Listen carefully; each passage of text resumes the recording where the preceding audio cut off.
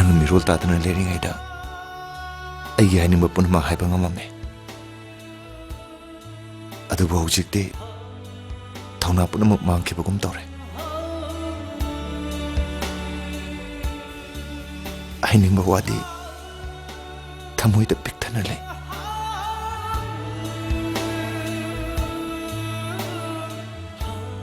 Takhellei aigi punsina leriba makhaidi nangbu Takhellei ana karuge nongma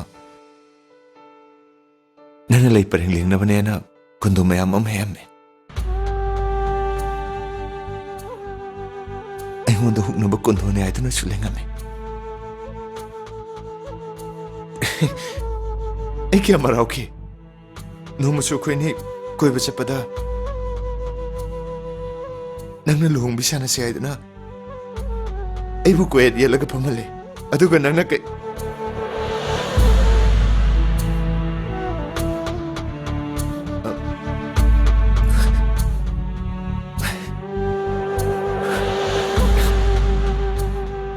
ai na hoki wari me ham liris bu kai gina kari mari bu le na rike kana na bu tabi ka deba Aina dari sidi. Aina sidi wakal tare. Angau bihai bedo oidre.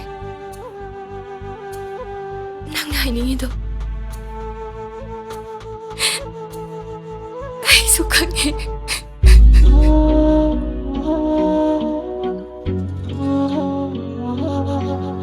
Ai wam tahangedana.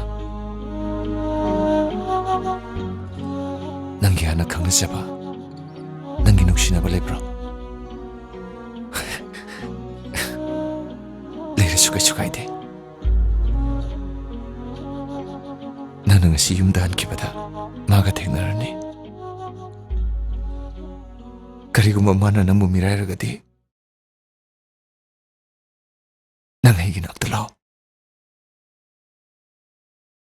Namu ngairam ke.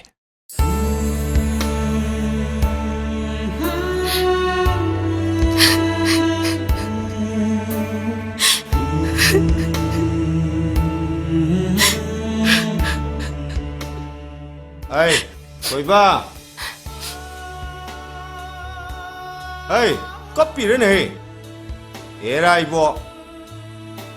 Era orang Takhellei ki mama lak pada luhong bagi numit ipan thok long lepsel laga lore.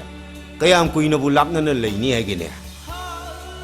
Hey, biama, sakti kayam wali ya. Loy dore babu.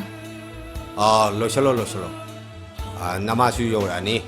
Ai koi ne punna saga dorim ni ngasi di ne ngai sen punna sakhang mai khang na doram ni ai sak loi dring da ne mapan da chai ri je ang to lo chalu ra lao Oi baba ai mi la ai kai ko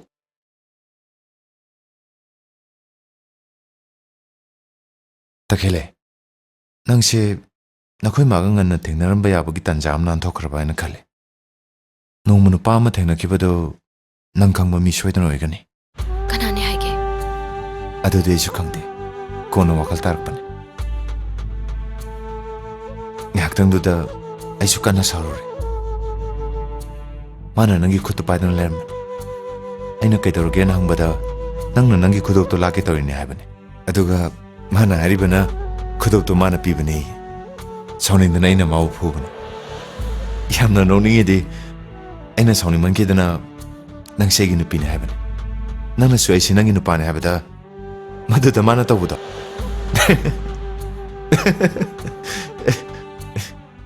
Koiba lai baba thogi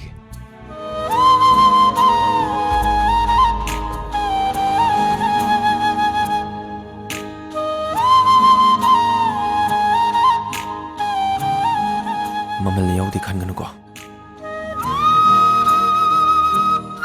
egi punsisina nang natana kanaga su yum pala ro yetanobi